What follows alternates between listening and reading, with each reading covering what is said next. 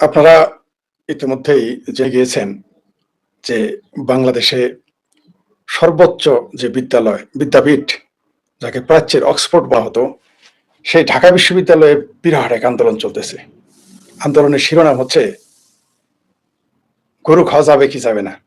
তাদের ইফতারিতে গরুর মাংস মাংস বলা আজকাল যাবে না, দেখবেন অনেক মাংসের দোকানে লেখা থাকে গোস্তের দোকান। মাশাল্লাহ, তাবলিগের সুবাদে বাংলাদেশে গরুর মাংস গরু গোস্ত হয়ে গেছে।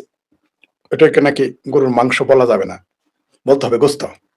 এই জন্য দেখবেন সেটা আপনি ঢাকার মিরপুরের বা কাজীপাড়ায় দেখেন, আর মিরপুর 10-এ দেখেন, আর মতিঝিল দেখেন, কমলাপুর দেখেন, বা উত্তরা দেখেন, বা যাত্রাবাড়ি দেখেন, যেদিকে আপনি যান না কেন, সব জায়গায় দেখবেন লেখা থাকে, আজকাল মফস্বলে লেখা থাকে গোস্তের দোকান, গরুর গোস্তের দোকান, মাংসের দোকান লেখা না। ওইটাও নাকি গুনাহ, ওটা নাকি বাংলা, ওটা দিলেও নাকি মানে এটা অনইসলামিক শব্দ।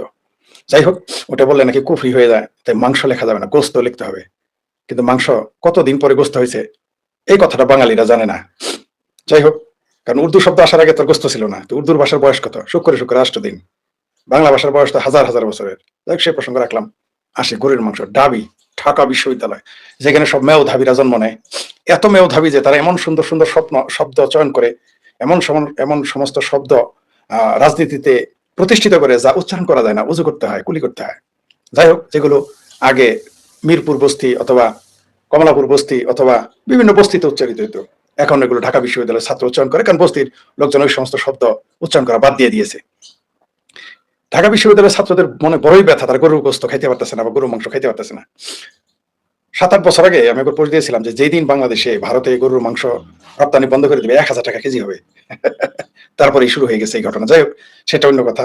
এমনকি দোয়া করতে হবে যে হে আল্লাহ, শুক্রবারে নতুন দোয়া যুক্ত হবে, হে আল্লাহ তুমি গরুর মাংস খাওয়ার তৌফিক দান করো, এরকম কিছু হবে বলেছিলাম। তো প্রসঙ্গে আবার ফিরে আসি, গরুর মাংস না খাওয়ার জন্য তাদের ইমান থাকতেছে না, তাদের ইমান চলে যাইতেছে। কেউ বলতেছে মুসলমানদের কেন কেন গরুর মাংস রান্না হবে না? আচ্ছা, তাহলে খ্রিস্টান ধর্মের জন্য যারা অনুসারী তাদের জন্য কি একটু শুকরের মাংস রান্না করা যাবে? দেন না একটু, আমরা দেখি। এবারে তো হাওয়া নিকাল জায়গা, তাই না? মানে এই ঢাকা বিশ্ববিদ্যালয়ের এই সাম্প্রদায়িক ছাত্ররা আমাদের জামালপুরে পাগলার মতো ডিমের হালি 3টায় বেচবে, কিন্তু 5টায় বেচবে না। তারা কি বলে, এটা আমাদের অধিকার, গরু মাংস খাইতে দিতে হবে, কোনো সমস্যা নাই, যে কোনো মাংস খাওয়ার অধিকার মানুষের আছে, খাক, না করছে কে, যারা খাবে খাক। একটু শুয়োর, এখানে খ্রিস্টান একটাও নাই, একদিন একটু খ্রিস্টানদের জন্য শুয়োরের মাংস পাক করেন তো দেখি ঢাকার রন্ধনশালায়, ঢাকা বিশ্ববিদ্যালয়ে দেখি কি হয়। আমাদের স্পষ্ট মনে আছে এরশাদ সরকারের সময় ঢাকার ফার্মগেটের ইন্দিরা রোডে কিভাবে শুকরের মাংসের দোকানগুলোকে বন্ধ করে দেওয়া হয়েছে, কারণ এটা নাকি মুসলমানের দেশ, শুকরের মাংসের দোকানও চলবে না। মুসলমানের দেশ হয়ে গেছে, তো ভালো কথা, মুসলমানের দেশ হয়েছে, থাকেন। তো মুসলমানের দেশে ব্যাংক থাকে কেমনে? ওটাও তো হারাম ছিল। মুসলমানের দেশে এনজিও টাকা লেনদেন হয় কেমনে? গ্রামীণ ব্যাংক থাকে কেমনে? ওটা তো হারাম। মুসলমান দেশে মদের দোকান কেমনে থাকে? মুসলমান দেশে ঘুষ কেমনে থাকে? সুদ কেমনে থাকে? বলৎকার কেমনে থাকে মাদ্রাসায়? ওগুলো নিয়ে তো একবার কেউ ভাবেন না। যাই হোক, সেই প্রসঙ্গ রাখলাম। এবার একটু ঐতিহাসিক দিকে যাই। ওই যে সমকামী বাবর, মদখোর বাবর, যখন কি সুন্দর মিল ভারতের মুসলমানদের এবং বাংলাদেশ পাকিস্তানের মুসলমানদের আদর্শ যেই হয়, তারা হয় শরাবখোর, না হয় সমকামী, না হয় মদখোর, হবেই। যেমন জিন্না শরাবখোর আর শুয়োরখোর। আবার দেখেন সম্রাট বাবর, কারণ ভারতে তখন মুসলমানরা সব বাবরের আওলাদ হয়ে গেছে। সব বাবরের আওলাদ। বাবর কি করতো? বাবর তার নিজের বই লিখে গেছে যে সে সমকামী ছিল, বাবরি নামে একজনের প্রেমে মাতোয়ারা হয়ে থাকতো, সে কি নাম ছিল তাকে। এই কথাটা আমি মানে তার বই থেকে লিখে পোস্ট দিয়েছিলাম। ছাত্রলীগের এক ছেলে লিখেছিল, ওটা হিন্দুর বই, অনুবাদ করা যাবে না, এক গাথা জানেই না যে ওটা হলো যে বাবর লিখে গেছে। সে আবার ছাত্রলীগ করা, আমার এলাকার ছেলে। সে আমাকে লিখেছে হিন্দুর বই পড়া যাবে না, ছাত্রলীগ করা অপ্রিয় হলো, ওই কথা সত্য। সে আমার ওইখানে আবার প্রতিবাদ করেছিল, এমন না যেটা আপনার বানাই বলছি। সে আমার এলাকার ছেলে, সে লিখছিল এটা পড়া যাবে না। তাহলে ছাত্রলীগের যদি এটার বরদাস্ত না হয় যে সম্রাট আকবর সমকামী ছিল, এটা লেখা যাবে না, এটা মিথ্যা, সম্রাট আকবর লিখে গেলেও তা মিথ্যা, ওই ইতিহাস পড়া যাবে না, কারণ এটা অনুবাদ করেছে একজন হিন্দু লোক। তাই এটা পড়া যাবে না, হিন্দুর বই পড়া যাবে না। কিন্তু হিন্দুর কোরআন কিন্তু পড়া যায়, হিন্দুর অনুদিত কোরআন পড়া যায় গিরিশচন্দ্র সেনের। এটা আমার সেই এলাকার ছোট ভাই জানতো না। আবার বলছে সে কিন্তু ছাত্রলীগ করা, ছাত্র দল ছিল না। এটা এমন না যে এখন, এটা তখন তার দল ক্ষমতায়। 3-4 বছর আগে পোস্ট দিয়েছিলাম এটা। তো সম্রাট আকবর তার সন্তানকে বলে গিয়েছিল হুমায়ুনকে যে ভুলেও যেন গরুর উপরে কোনো আক্রমণ না করে। এই ভারতে যদি রাজত্ব করতে চায়, ক্ষমতা দখলে রাখতে চায়, তাহলে যেন গো হত্যা বন্ধ করে। এবং সম্রাট বাবরের পোলাপানরা তা মেনে চলেছে, মেনে চলছে। শুধু তাই না, সর্বশেষ এই যে যে ব্রিটিশ আমলে যে আগে ব্রিটিশ আসার আগেও যারা ছিল এবং ব্রিটিশের সময় যারা ছিল, সেই সমস্ত বাহাদুর শাহ জাফররা কি করেছিল ইতিহাস তারা পড়বে না। এরা মৌলবীদের ওয়াজ ছাড়া তো আর কিছু শুনবে না। তো আবার মৌলবীদের ওয়াজ দুই রকম হলে তখন আবার কথা বলে না। যেমন মনে করেন মৌলানা রাজ্জাক খবিশ, আলে খবিশ, সে বলেছে নারীদের চাকরি করা হারাম। আবার ওই মুসলমান এই ওয়াজ শোনার পর তার বউ মেয়ার চাকরির জন্য বিএনপি আওয়ামী লীগের নেতাদের পিছনে কুত্তার মতো নেরি কুত্তার মতো ঘুরতে থাকে, শুধু ঘুরে না টাকা পয়সা দেওয়া চাকরি নেয় তারাই। ঠিক যেমন ওই কোটা বিরোধী আন্দোলনে কোটাতে চাকরি নেওয়া মায়ের পোলারা ওয়াইসা কোটা বিরোধী আন্দোলন করেছে। তোর মায়ের কোটাটাকে বাদ দিতি, তোর মায়ের চাকরি করাকে নিষেধ করতি, তা করে নাই। কোটাতে চাকরি নিয়ে কোটার বিরোধিতা করেছে। আর সবচেয়ে হাস্যকর ব্যাপার, এই কোটা আন্দোলনের পক্ষে ভারতের সিংহবামের সমর্থন করেছিল। সারা ভারতে কিন্তু কোটার উপরে চলে। ঠিক আছে, তাদের প্রশ্ন করা হয়েছিল আপনাদের দেশে এত কোটা, বাংলাদেশ নিয়ে বিরোধিতা করেন। কোটা তো বাংলাদেশ, মানে ছলের অভাব হয় না। আসিফ সারের মতো, আসিফ সারকে যখন জিজ্ঞেস করেছিল 26 লক্ষ ভারতীয় কোটা, আমি যখন উপদেষ্টা ছিলাম না তখন বলেছি। এখন যদি প্রশ্ন করেন বলবে যে এখন তার আমি উপদেষ্টা নাই। মানে এরা এমন সব হাস্যকর যুক্তি দেয়, এরা নিজেরাই জানে না এটা কত বড় মূর্খতা, কত বড় হাস্যকর। ঠিক যেমন ভারতের সিংহবামদের যখন বলবেন 4000 মাইল দূরে কোনো শিশু মারা গেলে, কোনো লোক মারা গেলে তার জন্য চিৎকার করেন সংখ্যালঘু মারা গেলে, কিন্তু বাংলাদেশের সংখ্যালঘু কথা বলেন না। ওইটা আলাদা প্রসঙ্গ, ওইটা আলাদা। বাংলাদেশ প্রসঙ্গ আসলে অসুস্থ তো, তাই অনেক কিছু চাইলেও সঠিক টনে বলতে পারতেছি না। যাই হোক, তো যেটা বলতেছিলাম, ডাবির ছাত্ররা যে গরু খাওয়ার জন্য উন্মাদ হয়ে গেছে। প্রফেট মোহাম্মদ যিনি ইসলামকে প্রতিষ্ঠিত করেছেন, যার মাধ্যমে ইসলাম এসেছে, জীবনে একবার গরুর মাংস খেয়েছে, কেউ প্রমাণ দেখাতে পারবে না। কেউ না, কেউ প্রমাণ দেখাতে পারবে না। কোন নবী রাসূল, তাদের ভাষাতে যেগুলো নবী রাসূল, একজন গরুর গোস্ত খেয়েছে প্রমাণ দেখাতে পারবে না, কেউ না। কিন্তু শুধু গরুর মাংস খাওয়ার এত ক্ষোভ কেন জানেন? ওই যে দেখেছেন প্রথম আলো পত্রিকা বিশেষ আমরা প্রতিবাদ করছে গরু জবাই করে, মেজবান করে। মানে হিন্দু ক্ষোভ, তাদের আসলে বিদ্বেষটা হিন্দু বিদ্বেষ থেকে তারা গরু খাবে, আর কোনো কারণই নাই। হিন্দুদের উপরে রাগ করে গরু খায়। ঠিক যেমন হিন্দুদের উপর রাগ করে মুক্তিযুদ্ধ বিরোধিতা করে, কারণ ভারতের হিন্দুরা মুক্তিযুদ্ধের পক্ষে ছিল, এই জন্য মুক্তিযুদ্ধের বিরোধী হয় অনেকেই। এগুলো হলো হাস্যকর যুক্তি এদের। গরু খাইতে দিতে হবে। সর্বশেষ ব্রিটিশের আগে যে ক্ষমতায় ছিল, যে মুঘল বাদশার সর্বশেষ, সে কি বলেছিল জানেন? যে কোনো কোরবানি চলবে না ভারতে, কোনো গরু ইতিহাস পড়ে দেখেন, ভারতের কোনো গরু জবাই করা চলবে না, কোরবানিতে বকরি জবাই করবা, ভেড়া কোরবানি দিবে। এবং বলেছিল যে যে গরু কোরবানি দিবে তাকে তোপের মাথায় তুলে দেওয়া হবে, মানে তোপে তুলে, ফাঁসিতে না, তলোয়ারের কোপে না, তোপের মাথায় দিবে, উড়ে চলে যাবে। এটা যদি এখন নরেন্দ্র মোদী করতো তাহলে কি হতো? মোগল বাদশার সন্তানরাই কথা বলেছে যে কেউ যদি গরু কোরবানি দেয় তার তোপের মাথায় তুলে দেওয়া হবে, কোরবানি দিতে দেয়নি। কিন্তু বাংলাদেশের বাঙ্গুরা গরু খাওয়ার জন্য পাগল হয়ে গেছে। আবার বাংলাদেশের কিছু বাঙ্গু আছে ভারত থেকে গরুর মাংস খায়, বাংলাদেশে বলে ভারতে গরুর মাংস খাইলে মেরে ফেলে। ঠিক আছে, এটা আর বললো না নিজে গরুর মাংস ভারতে সবচেয়ে সস্তায় কিনে খেয়ে এসেছে, এটা আর বললো না। এত বড় পথ, দেখলাম নিজের চোখে দেখেছি, একটা দুইটা না, 20-50 জনকে দেখেছি। আমি বললাম তো কমপক্ষে 20-50 জন তো আমার পরিচিতই, অপরিচিত আরো আছে। ভারত থেকে 200 টাকা কেজি গরুর মাংস খেয়ে বাংলাদেশে এসে বলে ভাত খুব খারাপ দেশ, গরুর মাংস খেতে দেয় না। কারা বলে? যারা খেয়ে আসছে তারা বলে। আরেক সিরিজে প্রতিবাদ করবে না এরা কোনো। আর এদের কথা কি বলবো? যারা ভারতে গিয়ে বিনা চিকিৎসা করে আসছে, তাদের কোনোদিন ভারতের পক্ষে একটা পোস্ট দিতে দেখিনি। অথচ 5,000 টাকা হাওলাত পায়নি নিজের মা বাপ, খালু শ্বশুর, মামা শ্বশুর, বন্ধু বান্ধব, আত্মীয়র কাছে ভারতে গিয়ে মাগনা চিকিৎসা করে আসছে, তারাও কোনোদিন ভারতের পক্ষে বলে না। আমি আপনাদের বলি, এই যে ভারতের গরু নিয়ে, ভারত নেওয়ার গরু নিয়ে যে আলোচনা এই দেশে চলে, ভারতে যতগুলো মানুষ মাগনা চিকিৎসা করে আসছে এ পর্যন্ত, তারা যদি একটা করে পোস্ট বাংলাদেশে দিত, একটা জীবনে একটা করে পোস্ট দিত, তাও বাংলাদেশে এত ভারত বিরোধী থাকতো না। কিন্তু বাংলাদেশের মুসলমানরা বড়ই বেঈমান জাত, অপ্রিয়। এটা আমার নিজের চোখে দেখা, সুদূর চলবে না। কোনো বুদ্ধিজীবী, কোনো সাংবাদিক, লেখক সুদূর করিও না, কোনো ওই জামাতি ফামাতি সুদূর করিও না। সিংহ আমার চোখে দেখা। কয়জন দেখতেছ বাংলাদেশে? হাতে দেখাই দিব, হাজার মানুষ বিনা চিকিৎসা মাগনা চিকিৎসা করে আসছে ভারত থেকে। কিন্তু বাংলাদেশে মুরুদে কোলা নেই একটা মাগনা চিকিৎসা করে। বললাম তো, আত্মীয় স্বজনের কাছে 5,000 টাকা, ভাই তার বোনের কাছে 5,000 টাকা হাওলা দিতে পারে নাই, বোন তার ভাইয়ের কাছে হাওলা দিতে পারে নাই, চাচা তার ভাতিজার কাছে পায় নাই, ভাতিজা তার চাচার কাছে পায় নাই, মামা তার ভাগ্নের কাছে পায় নাই, ভাগ্নে তার মামার কাছে টাকা হাওলাত পায় নাই, ভাই ভাইয়ের কাছে পায় নাই, বোনের কাছে 5,000 টাকা হাওলাত নিতে পারে নাই চিকিৎসার জন্য। ভারত থেকে মাগনা চিকিৎসা করে এসে ভারতে এসে বলে ভারত খুব খারাপ। শুধু ভারতে এসে বলেন, বাংলাদেশে এসে বলেন না, ভারতের বেডে শুয়েও বলে ভারত খারাপ। এটা আমি নিজের চোখে দেখেছি। এই হচ্ছে মুসলিম মাইন্ড সেট আপ। এগুলো আমার দেখা, এগুলো আমার চোখে দেখা।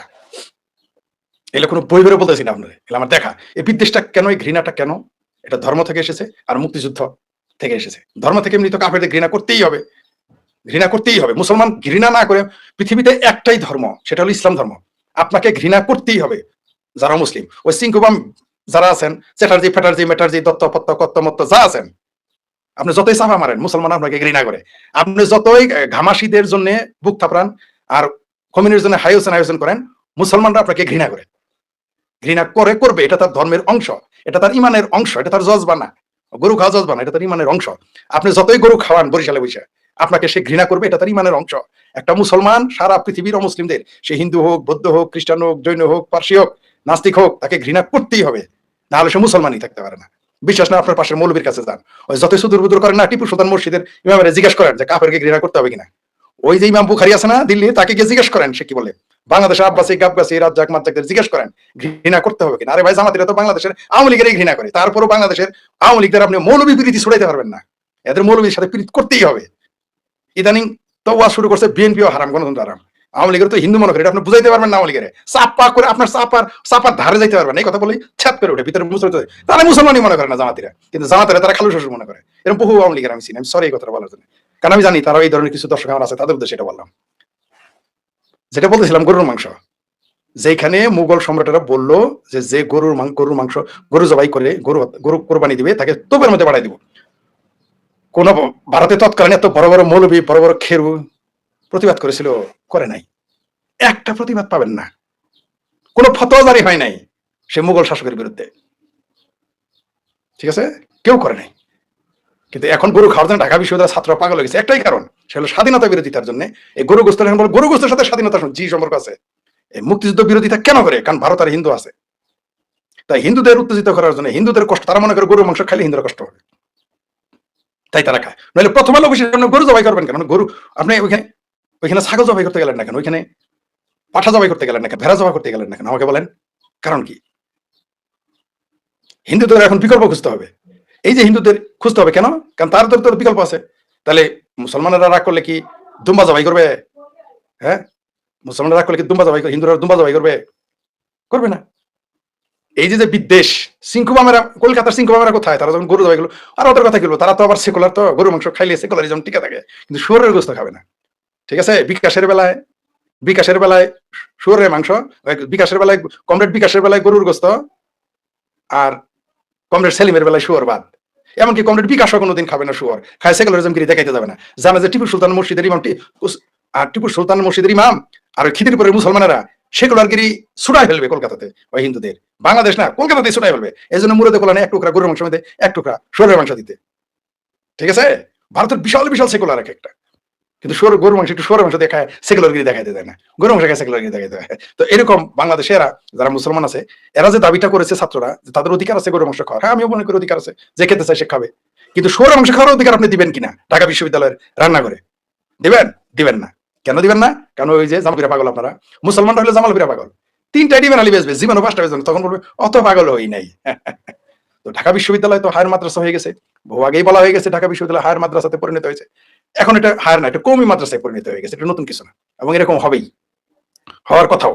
কারণ যেই দেশে মোল্লারা এসেছে, যেই দেশে মোল্লা আর মিলিটারি একটা আসলেই যথেষ্ট।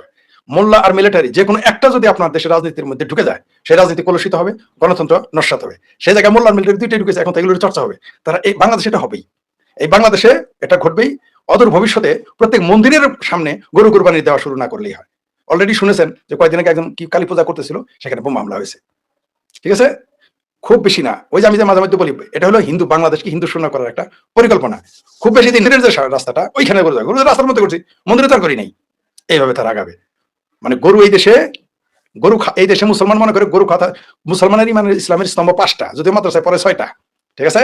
মাদ্রাসায় পরে 6টা ইসলামের স্তম্ভ, আর আম পাবলিক আমরা যারা আছেন তাদের পরে ইসলামের স্তম্ভ 5টা।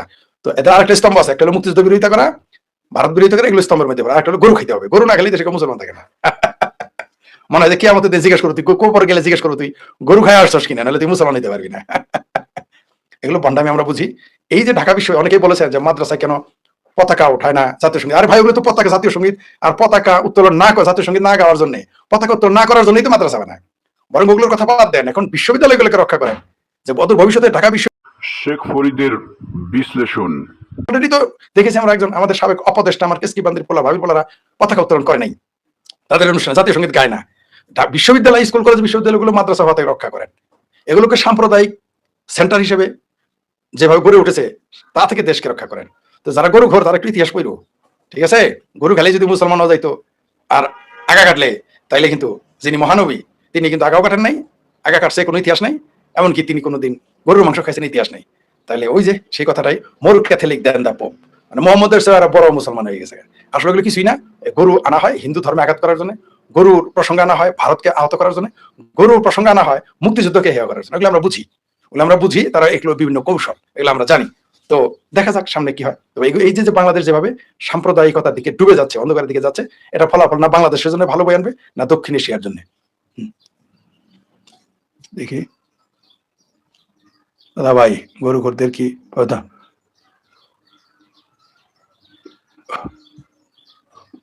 ঢাকা মাদ্রাসা বিশ্ববিদ্যালয় যাত্রা শুরু গরু ঘর হয়ে গেল, হাইরে পাগলা মমিন। ভয়েস অফ এথিস্ট চ্যানেলে এ কথা অনেকবার বলেছিলেন। হ্যাঁ জি, ধন্যবাদ আপনাকে মনে করে দেওয়ার জন্য। ভাই নিয়মিত আসেন এখন, অসুস্থ তো ভাই, সে মূর্খতায় ভরা। যাই হোক, মানবতা জয় গণতন্ত্র, ধন্যবাদ। আমাদের মূল সমস্যা হলো হুজুরেরা সমালোচনা করি কিন্তু ইসলামের সমালোচনা করি না। হুজুর ইসলামের বিধিবিধান বাস্তবায়ন করে। সৌদি ফরিদ ভাই হাদি হত্যার সঙ্গে কারা জড়িত, এটা নিয়ে আলাদা পর্ব করে। সৌদি ফরিদ ভাই হাদি হত্যার কোনো সন্দেহ নাই যে তৎকালীন সরকার এবং জামাতি জড়িত ছিল। সৌদি ফরিদ ভাই হাদি হত্যার সঙ্গে এটা নিয়ে আলাদা পর্ব করবো যে ইন্ডিয়া কিভাবে এর প্রবলেম সলভ করবে। ওটা ইন্ডিয়া কিভাবে প্রবলেম সলভ করবে এগুলো যদি বলি, ওটা ইন্ডিয়ানরাই মানবে না। সলভের ব্যবস্থাও আছে, দেখতে চাই। হ্যাঁ, এখন সলিউশন কি? সলিউশন, হ্যাঁ সলিউশন নিয়েও বলবো। বাংলাদেশের আপনারা বলেন সলিউশন কি হইতে, আপনারা দু চারটা বলেন। বাংলাদেশে শুরু করে রাতের অন্ধকারে ভারতের আরামে আর জীবনযাপন করে তারা ভারতের বিরোধিতা করে। হ্যাঁ হ্যাঁ করে, এটা সত্য। না ভাই ঠিক না, কি ঠিক না সেটা তো বলেন না। হ্যাঁ ঘৃণা করি না, আপনি বদনাম বললে আমি বদনাম করি না। তারপর কোনটা বদনাম হয়েছে বলেন আপনি। হাদি হত্যা নিয়ে আলাদা পর্ব বানাবো, সেখানে বলবো। আমরা গাবগাছির সঙ্গে কারা যেতে ইসলামের 5টি স্তম্ভ 6টা স্তম্ভের খতনা করা আছে না, খতনা ইসলামের স্তম্ভ না। হ্যাঁ, গরু না খাইলে বাংলাদেশে কেউ মুসলমান হতে পারে না, কি এক ধ্রুব সত্য। হ্যাঁ জি সত্য, এই দেশের মানুষ তাই মনে করে যে গরু না খেলে মুসলমান না। সবচেয়ে মজার বিষয় যে আমি নাকি মুসলমান না, এটা ছোট ছিল এবং আমাকে কয়েক বাসায় গরুর মাংস আগে দিচ্ছে খেতে, গরুর মাংস খাই দেখাও তুই মুসলমান কিনা। Very interesting. ইন্ডিয়া কিভাবে সলিউশন কি আপনারা দু চারটা লেখেন। তার মানে মুক্তিযুদ্ধ হিন্দুদের বাংলাদেশে নিঃসন্দেহে এই দেশে মুক্তিযুদ্ধ হিন্দুরাই বেশি মারা গেছে। আচরণ অত্যন্ত অশোভনীয় দিন, অনেক অপমান করার জন্য কেউ যদি সেখানে চেয়ে নিঃস্ব করে মাংস নিয়ে শুনকর, সেটা কি অশোভ? হ্যাঁ, ওইটা শুকর মাংস নিয়ে গেলে তখন কেউ বলবে যে ইসলাম গেল, গণতন্ত্র গেল। স্যার এই যুদ্ধে বাংলাদেশে বহু প্রভাব পড়বে, শুধু বাংলাদেশে না অনেক দেশেই পড়বে। ইরান তো গেয়া বার্মে, ইরান টোটালি আমেরিকার দখলে চলে যাবে। সৌদিতে গরু ছিল তাই খায় না, বাংলাদেশের মতো সৌদিতে গরু ছিল না তা নয়, কম ছিল।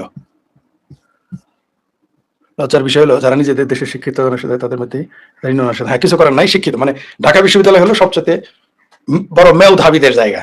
সে আমার ভাবির পোলাদের যদি এই অবস্থা হয়, তাহলে সারা দেশের মানুষের অবস্থা কি চিন্তা করে দেখেন। আমি নিজের চোখে দেখেছি, কসাইয়ের কাছ থেকে গরুর মাংস কিনে হিন্দুর দোকানে গিয়ে সেই গরুর মাংস পুনরায় মাপা ওজন ঠিক আছে কিনা আমি নিজের চোখে দেখেছি।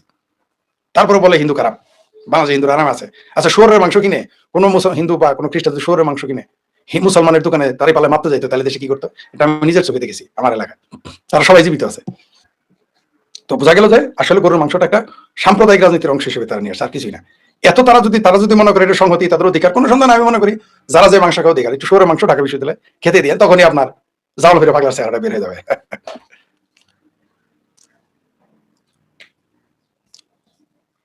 না বাংলাদেশে করে না, বাংলাদেশের শিক্ষা মানুষকে বিনয়ী করে না, বাংলাদেশের শিক্ষা মানুষকে চিন্তা চেতনায় আরো পশ্চাৎমুখী করে এবং তাদেরকে আরো সাম্প্রদায়িক বানায়, আরো ভয়ঙ্কর বানায়। এটা আমরা দেখেছি।